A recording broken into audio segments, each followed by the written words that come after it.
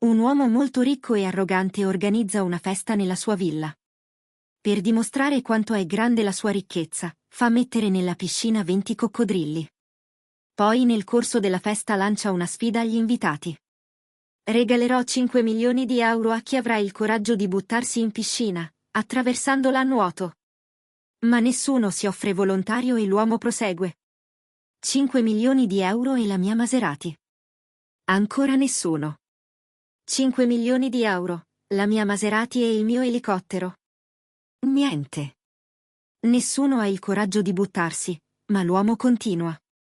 5 milioni di euro, la mia Maserati, il mio elicottero e il mio motoscafo.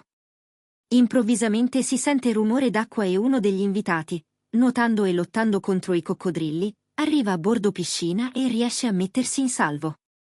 A questo punto, l'uomo ricco gli domanda: qual è la prima cosa che vuoi? I soldi? L'uomo ancora affaticato fa cenno di no con il capo e il ricco continua: la Maserati? Ma l'uomo nega di nuovo. Quindi il ricco domanda ancora: quindi preferisci prima l'elicottero o il motoscafo? A questo punto, l'uomo risponde: nessuno dei due. Voglio prendere quel cretino che mi ha spinto dentro la piscina.